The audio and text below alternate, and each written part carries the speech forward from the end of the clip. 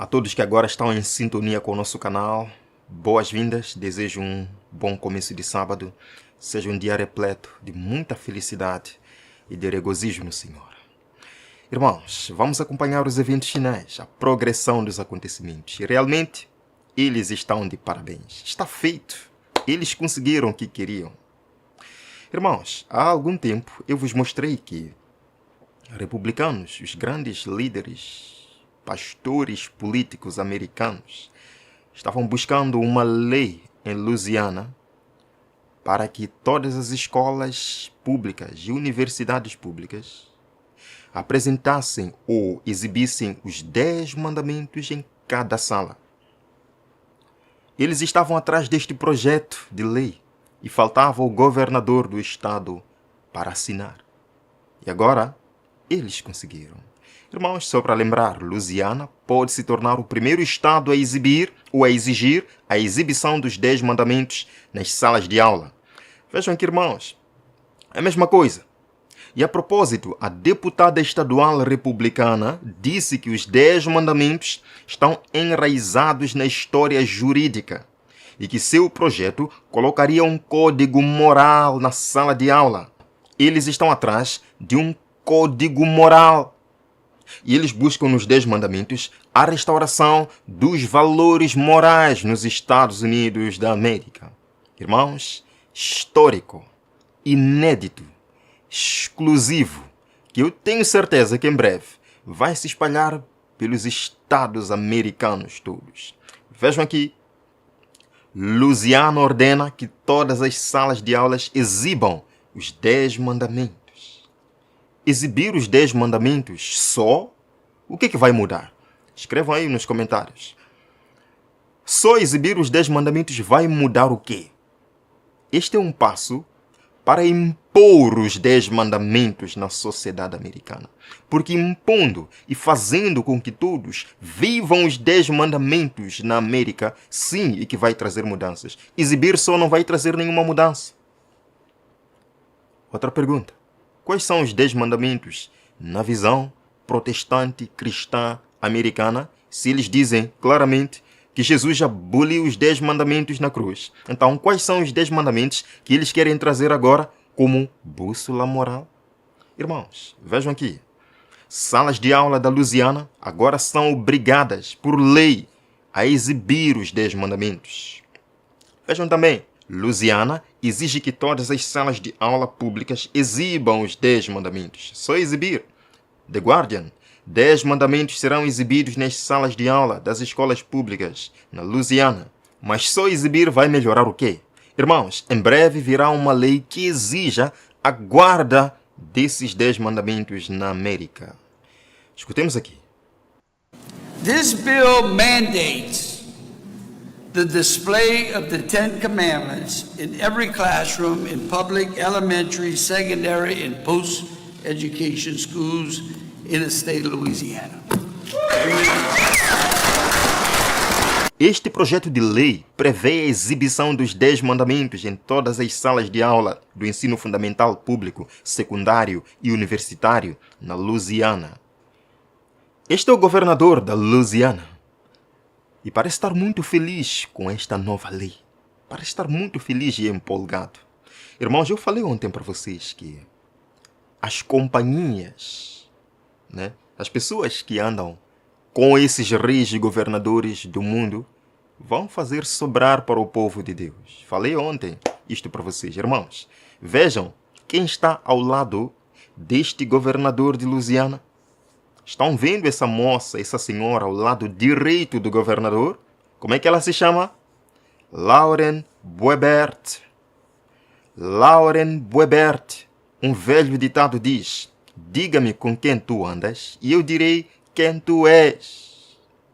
Quem é esta senhora e o que ela diz? Escutemos muito bem. The reason we had so many overreaching regulations in our nation is because the church complied. A razão pela qual tivemos tantas regulamentações exageradas em nossa nação é porque a igreja as cumpriu.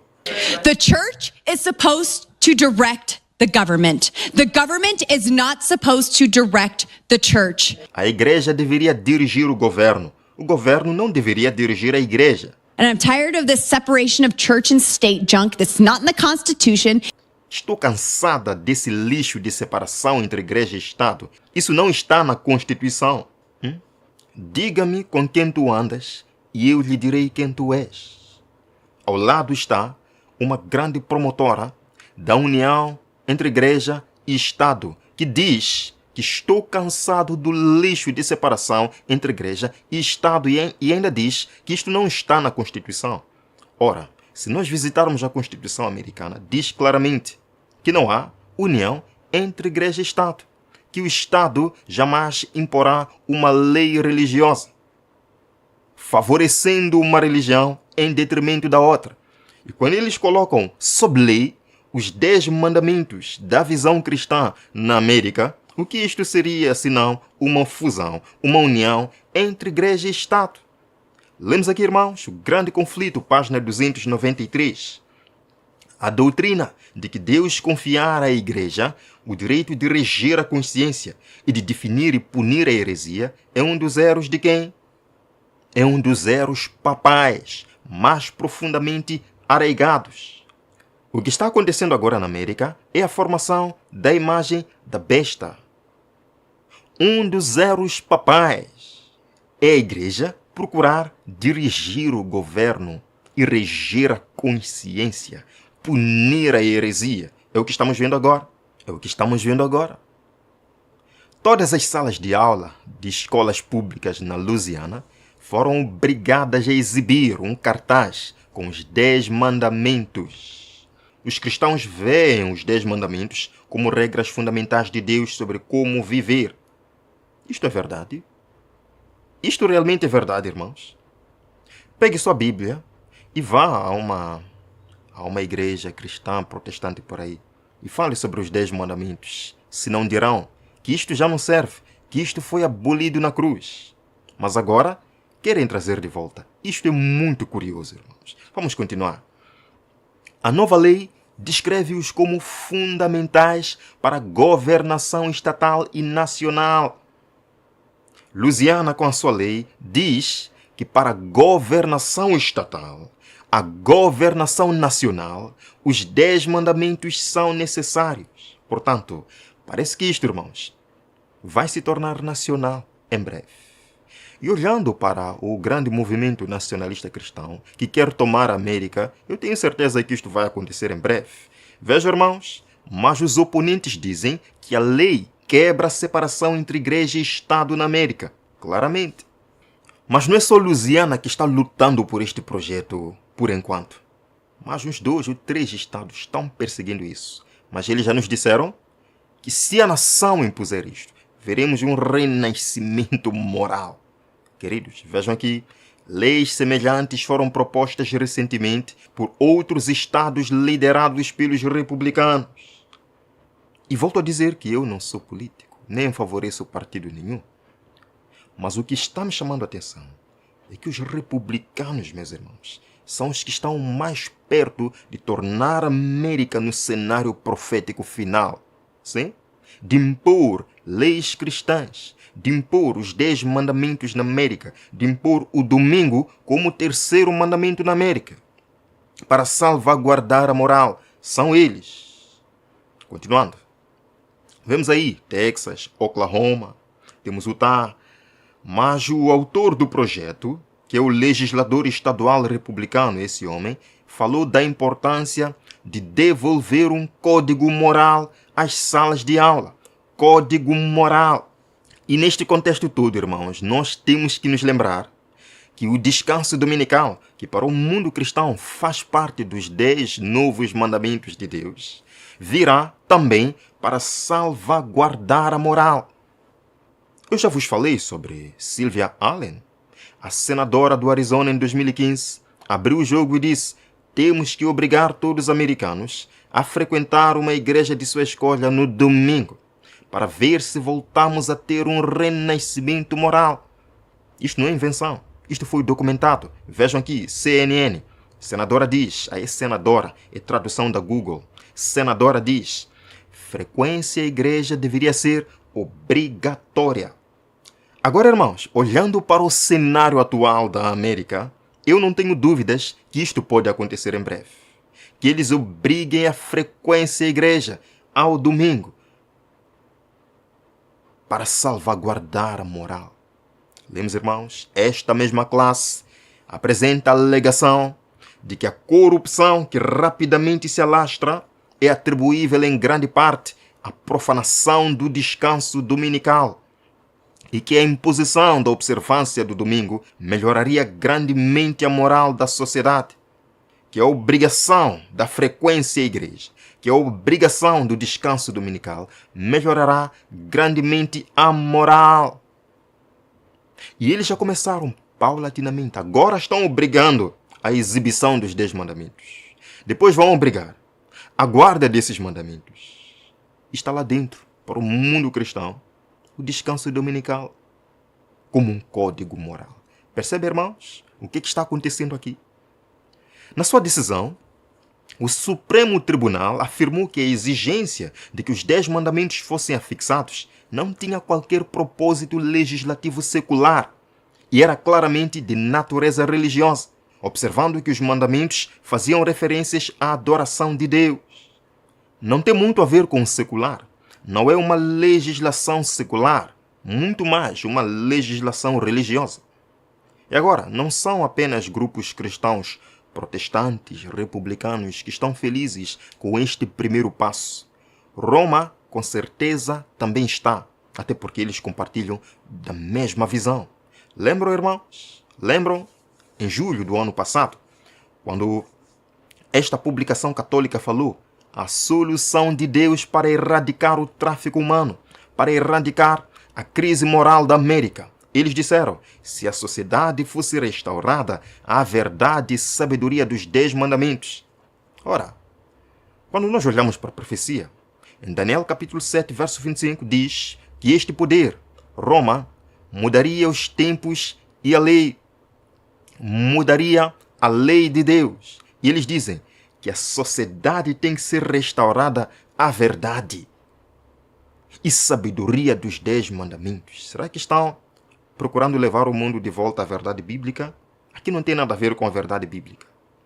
São os mandamentos católicos que devem ser restaurados no mundo. E eles dizem, nós erradicaríamos esta pandemia de tráfico humano, criaríamos imunidade de rebanho e injetaríamos um antídoto contra o pecado, como trazendo de volta os 10 mandamentos. Então, irmãos, tanto protestantes, republicanos, evangélicos, católicos, todos, por mais que digam que os 10 mandamentos foram abolidos por Cristo, acreditam que precisa se trazer de volta os 10 mandamentos na sociedade para melhorar a moralidade. Isto é muito interessante. E eles dizem, convido-vos a juntarem-se ao esforço e a considerarem as várias formas pelas quais podemos continuar a crescer na virtude e na santidade, restaurando os 10 mandamentos, os verdadeiros valores e a bússola moral do certo e do errado, do bem e do mal. Irmãos, este é o plano, este é o projeto na América, trazer de volta a lei de Deus, os 10 mandamentos.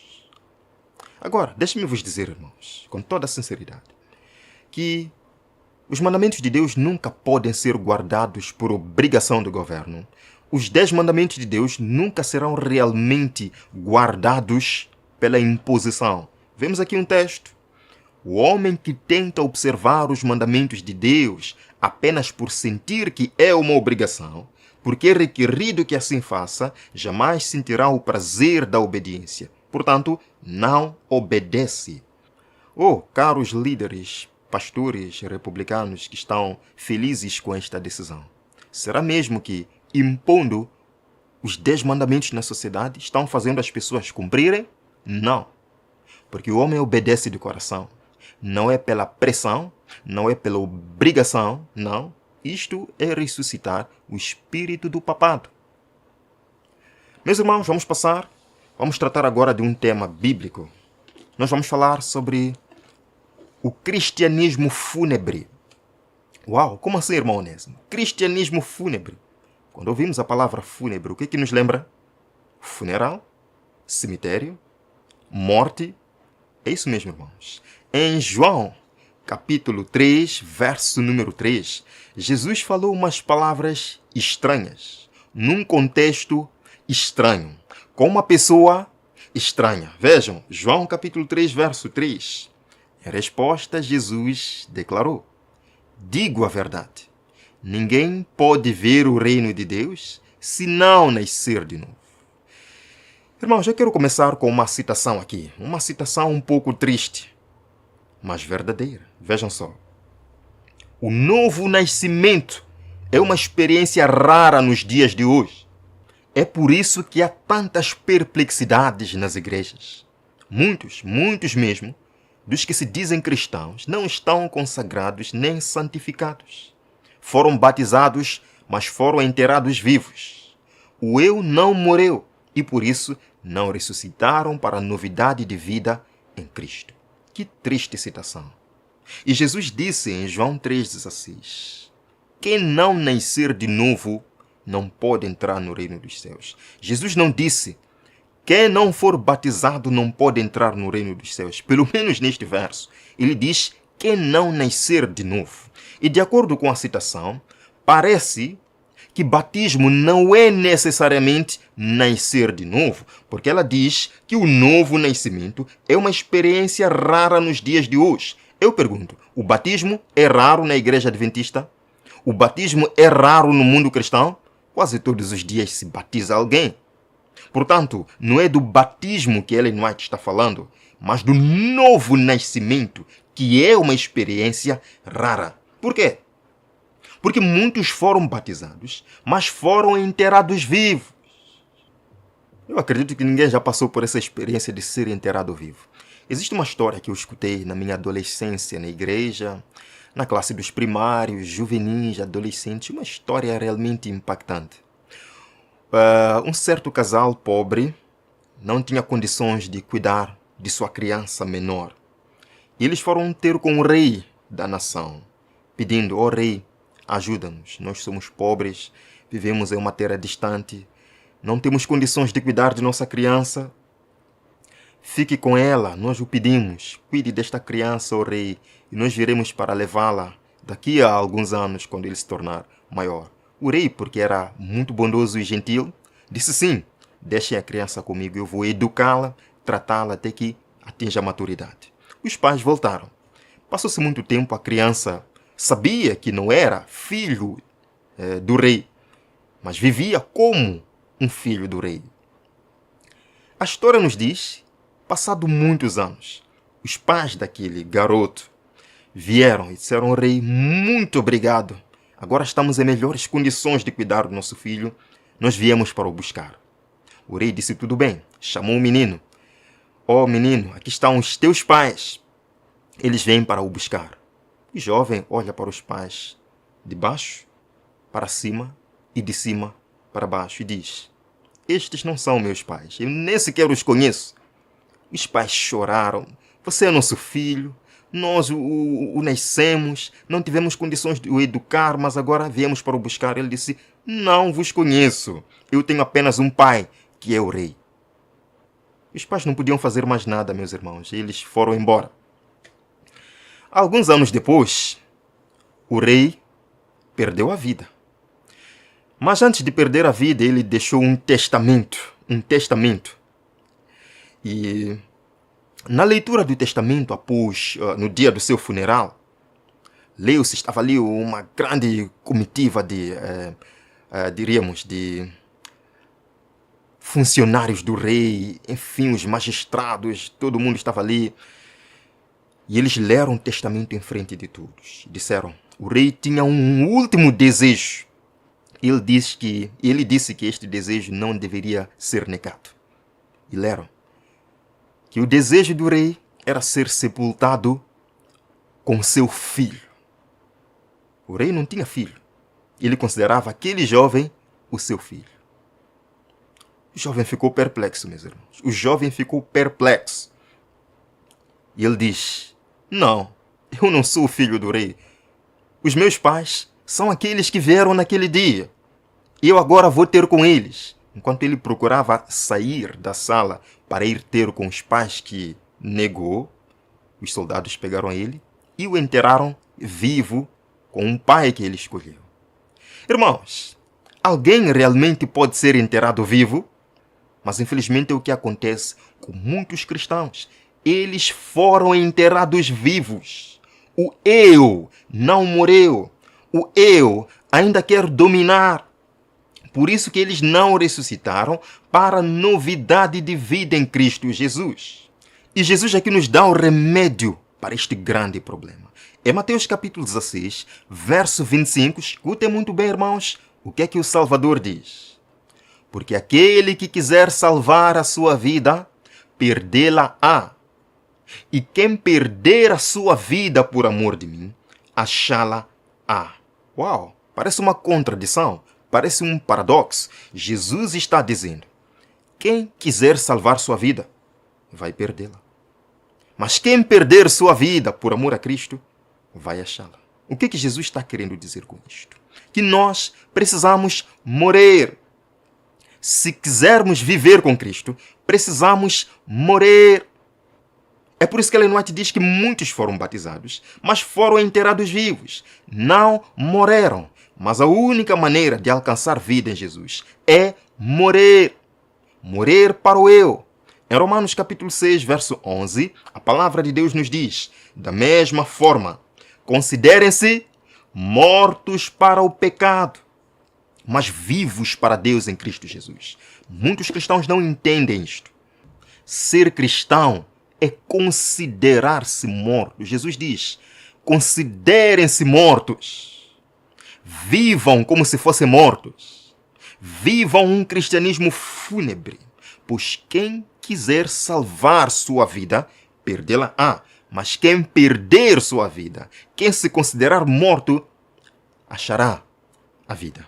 Irmãos, por que muitos cristãos se batizam e ainda vivem em vícios, em pecados vergonhosos e dizem, não temos força para vencer, não temos capacidade para vencer?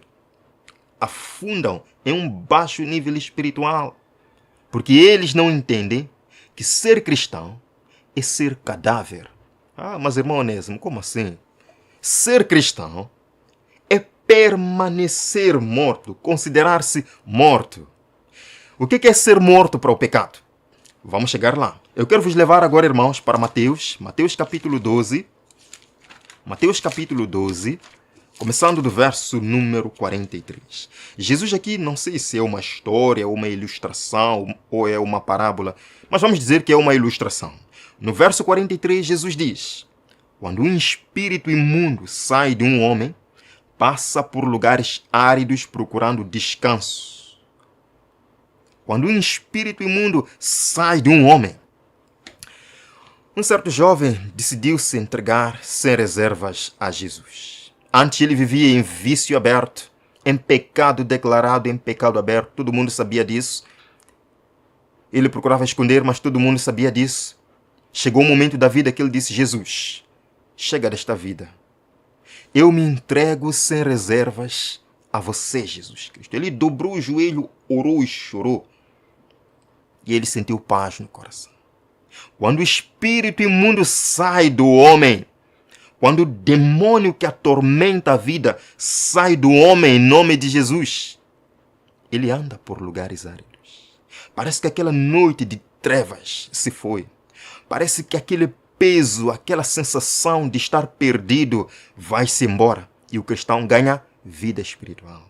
Ele começa a louvar, ele começa a estudar a palavra de Deus, ele dá estudos bíblicos, ele canta, ele louva, porque ele está liberto. Meus irmãos, o verso 44 de Mateus capítulo 12 tem um detalhe especial que nós precisamos entender. Começa dizendo, o espírito imundo diz, voltarei para a casa de onde saí.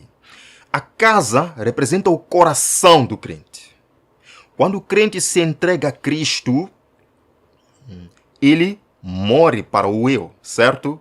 Ele morre para o eu. E quando alguém morre, se torna cadáver, certo? E o que o cadáver é? É cadáver. O cadáver cheira mal. E ninguém suporta ficar ao lado de um cadáver. nem Satanás. Irmãos, deixe-me vos dizer. Satanás, ele é Satanás, tem todos os seus defeitos, ele é imundo sim. Mas eu acredito que ele põe um pouco de perfume. Eu acredito que Satanás, ele anda perfumado. Até porque ele, quem cria essas maravilhosas marcas de perfume, que só pelo cheiro já leva a pessoa ao adultério.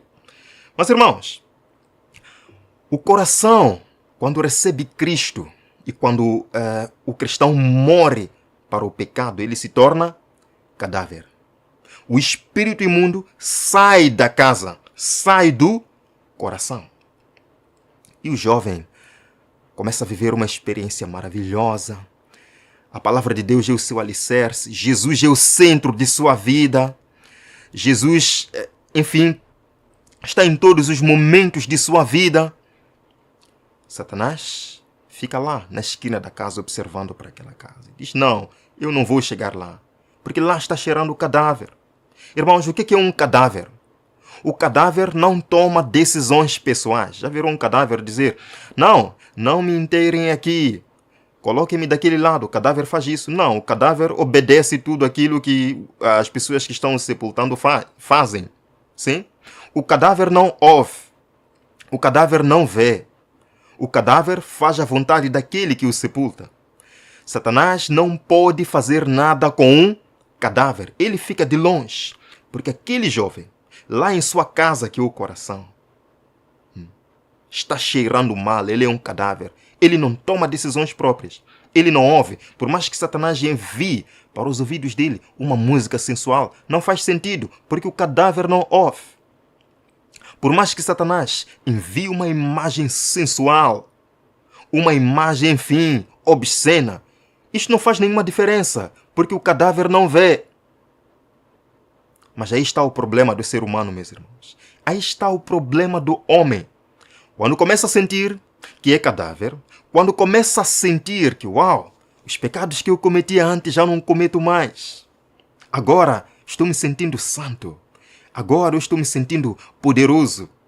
Agora já venci os meus vícios. O que o ser humano faz? Baixa a guarda. E Satanás lá na esquina vê que aquela casa, ou que naquela casa está acontecendo alguma coisa estranha. Aquele cheiro de cadáver está se evaporando.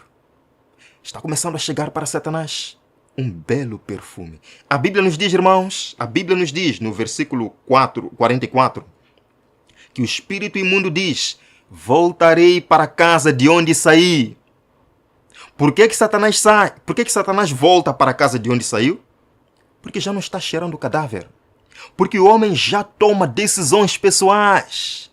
E um cadáver não toma decisões pessoais. Porque o homem já ouve, o cadáver não ouve. Porque o homem já vê, o cadáver não vê. Irmãos, diz aqui a Bíblia, chegando, encontra a casa desocupada. Onde é que estava o Jesus que ocupou a casa daquele homem? Onde é que está Jesus que ocupou o coração daquele homem? Não, Jesus já não é o centro da vida. Jesus está no baú, lá no porão da casa, que só serve para consertar. Jesus é uma ferramenta para consertar o casamento quando está mal. Jesus é uma ferramenta para consertar o emprego quando não vai bem. Jesus é uma ferramenta para consertar as crianças quando estão no vício. Jesus não é o centro da casa. Ele só é buscado quando há problemas para serem resolvidos. A casa está desocupada. Continua a Bíblia. A casa está varrida e ornamentada. Uau! Então já não está cheirando o cadáver. Está cheirando o perfume. O perfume da sensualidade. O perfume da pornografia. O perfume das garrafas de cerveja, de bebida. Aquelas revistas que antes tinham sido queimadas, voltaram para debaixo da cama. E o cristão diz, não, eu sei, eu nem vou ler estas coisas, não vou ver estas revistas, só estou guardando. Eu não estou trazendo esses filmes para casa para assistir, eu apenas estou colecionando. Não, eu não preciso tanto estudar a palavra de Deus, porque, enfim, eu não preciso ser tanto um fanático, todo momento com gravata. Eu não preciso tanto estudar a lição da escola sabatina, porque, enfim... Percebe, irmãos? Casa varrida e ornamentada. E Satanás entra. Tcham, tcham. E ele olha. Uau! A minha casa, de onde saí, está cheirando um bom perfume do pecado. O perfume do cigarro, o perfume do álcool, o perfume da masturbação, o perfume do pecado. E Satanás diz, eu não saio mais. A palavra de Deus, irmãos, nos diz algo tremendo. O verso 45. Então vai e traz consigo outros 7 espíritos piores do que ele. Eu pergunto, irmãos, existem espíritos piores que o próprio Satanás? Existem espíritos piores que o próprio Satanás? Isto mostra o estado degradado que esse homem retornou. E diz a Bíblia que eles passam a viver ali e o estado final daquele homem torna-se pior do que o primeiro. Se antes ele ouvia uma mensagem de arrependimento, agora não faz nenhum sentido.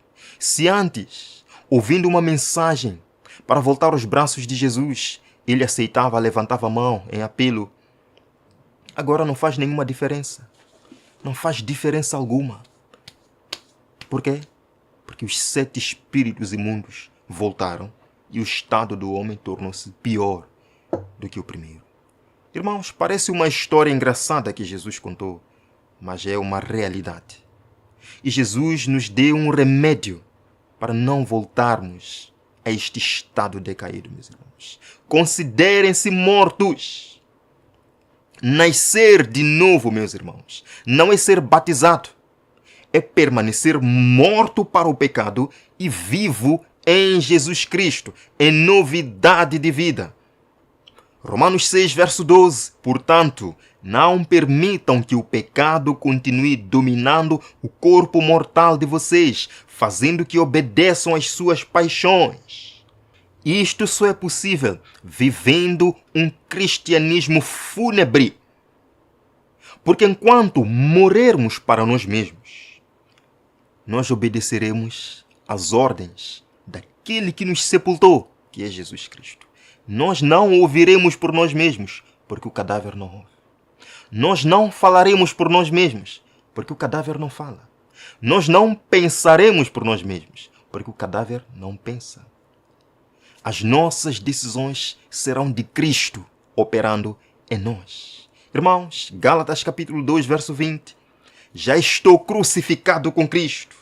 Já estou crucificado, não é já fui crucificado. Estou. Representa, irmãos, permanência. Tem que permanecer crucificado, permanecer morto no pecado, mas vivo em Cristo. Ele diz que vivo, não mais eu. Eu estou morto, irmãos, mas Cristo vive em mim. Aleluia. Irmãos, o novo nascimento é realmente algo raro nos nossos dias. Muitos se batizam, mas não experimentam o novo nascimento. Por quê? Porque são enterrados vivos e ressuscitam com suas paixões pecaminosas. Não querem entregar Jesus à sua vida, nem o seu coração. Resultado, vivem um cristianismo desgraçado. Vivem um cristianismo sem poder. Jesus diz, dá-me, filho meu, o teu coração. Jesus diz, mora. Quem quiser salvar sua vida, perdê-la-á. Mas quem perder a vida, quem morrer diariamente, achará a vida. Meu irmão, eu o convido. Abrace Jesus. Permita que Ele viva em si. Vamos orar. Obrigado, Jesus Cristo, por essas horas preciosas do sábado.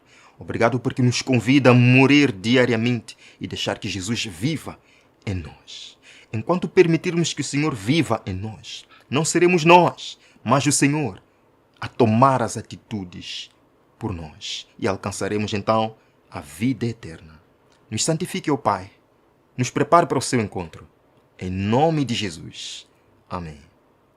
Meus irmãos, é sempre muito bom, mas o tempo corre. Nos veremos no próximo vídeo aqui no nosso canal. Até lá.